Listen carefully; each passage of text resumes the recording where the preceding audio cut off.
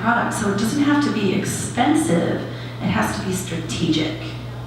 And I think that's a big distinction. And TaskRabbit is a great way to get a lot of cheap help for just a little bit. If you haven't tried TaskRabbit,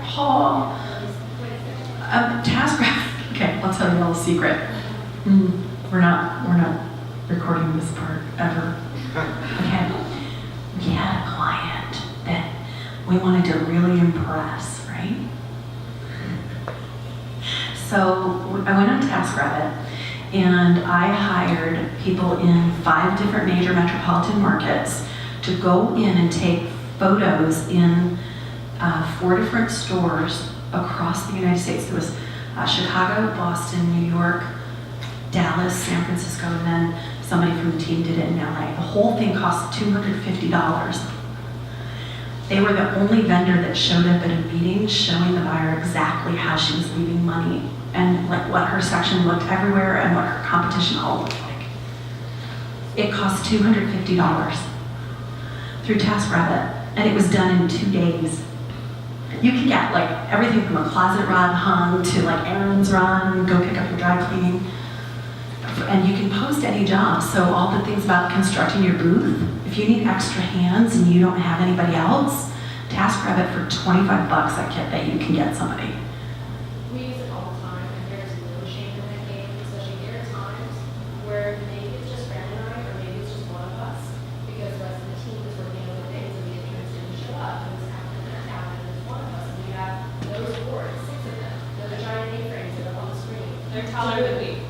And they're taller than both of us. Yeah. She's barely 5 feet, I'm 5'1". And How do you get them in your car?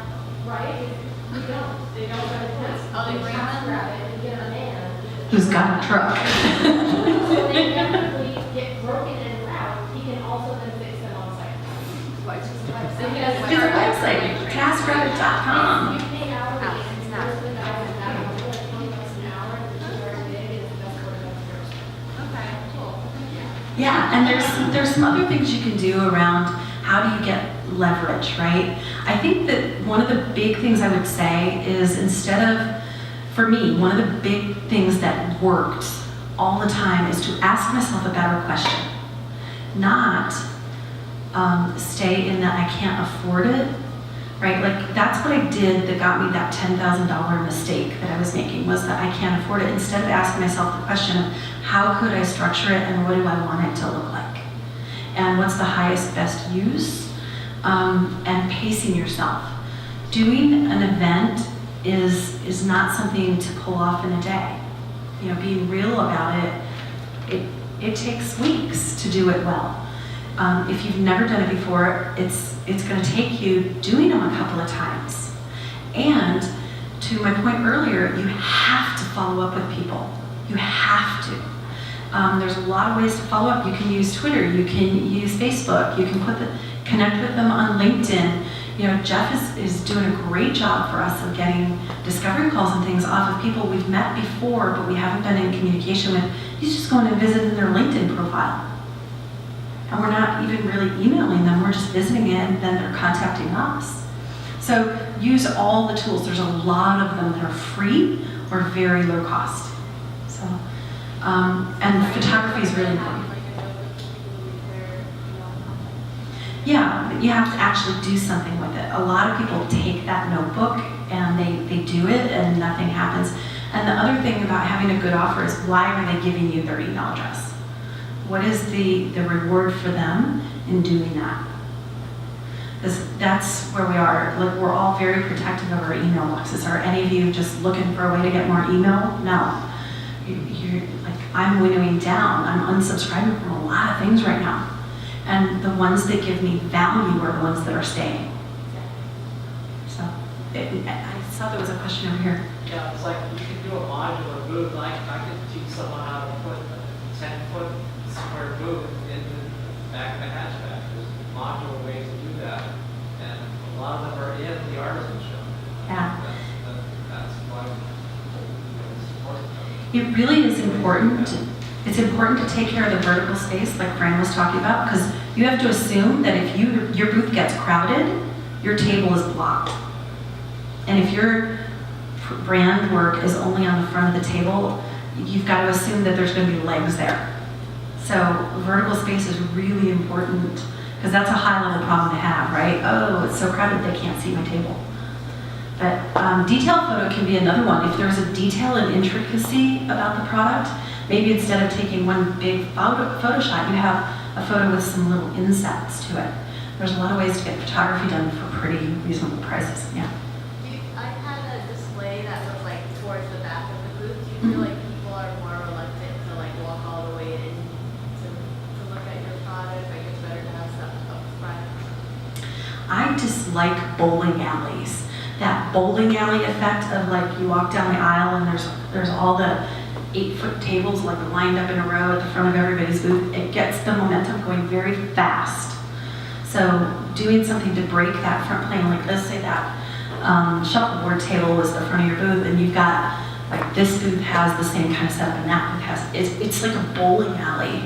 So do something to break that plane.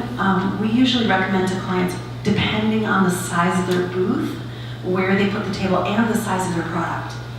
Like how much are you trying to do in the booth and what's the goal of it is something really to think through. Be strategic about that piece and think through what is the action you're trying to cause. Yeah. So I know that we're getting close to the end. So I'll throw in and say that from my perspective, to answer the question, it doesn't work for everybody. Like Amy said, you consider your product and the size of your booth what works. But personally, what I find works well what we do is to create opportunities for people to walk in your booth. So that means that you remove that front table, you remove the chairs because you're standing up and you're providing the table. And you don't have a phone, and you're not doing any of that. That gives you an opportunity to stand in your booth and truly be a salesperson and talk about your product and let people come in and engage with it themselves and then ask you a question when you're ready. It changes, just for us as observers, it completely changes the consumer dynamic and how they engage with you. And I'm going to throw in just one other thing because as we wrap up, and I see the question, we'll definitely answer that too. I'm sure you can answer your question. You mentioned, emails and value adds. This has become a bigger thing for us.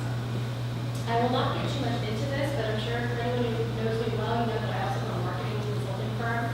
So first and foremost, my life is marketing and media, and that means social media for the last decade.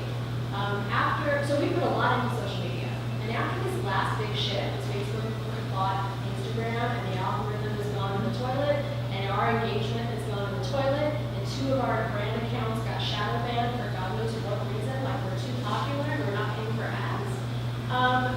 Fran and I were actually at another event in Texas, and there was a speaker who only does newsletter marketing. And she said something that stuck with both of us, and now I'm going to share it with everybody. You don't know your social media. And oh my gosh, that could not be more true. And we have doubled down on our mailing list and providing value and content that's meaningful for people so that we're not just selling. The sales may be 1 in 3, 1 in 4 emails, but really more so we look at how can we add value and be of interest and inspire and encourage people to actually want to engage and receive this, and we don't want to receive more. Because the social media is nice and it's a tool and it's important and we use it and we encourage you to do so too at the highest level you can. You've got to know at any time that road could be pulled out from under you and then what? So like when my 100,000 followers are gone, then who am I promoting to? and part of the value of your business is actually in your list. Yeah. It's in your platform.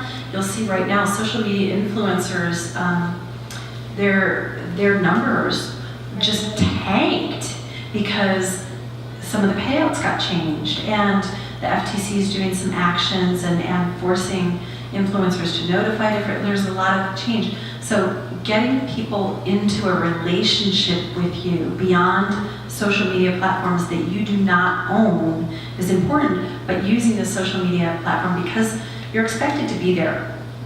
People expect you to have social media. And another surprising thing is direct response is doing better. So putting a postcard in someone's mailbox is actually improving results right now. So and think about it, if you have a tangible, touchable thing that you have some pretty photography of that they saw before, it might be very worthwhile to a very focused group of dropping a postcard out to them. You know, just the elite people, the people you feel might be on the edge, teetering on a purchase, especially if you have a higher price point item, okay? So postcards are actually starting to increase again because there's not much in your mailbox right now, right? Physically, how many pieces of mail do you get a day? Physical mail, not a lot. And so the rates on it are actually cheap too. You know, for relatively speaking, if you look at the cost of doing a postcard, Do you have a direct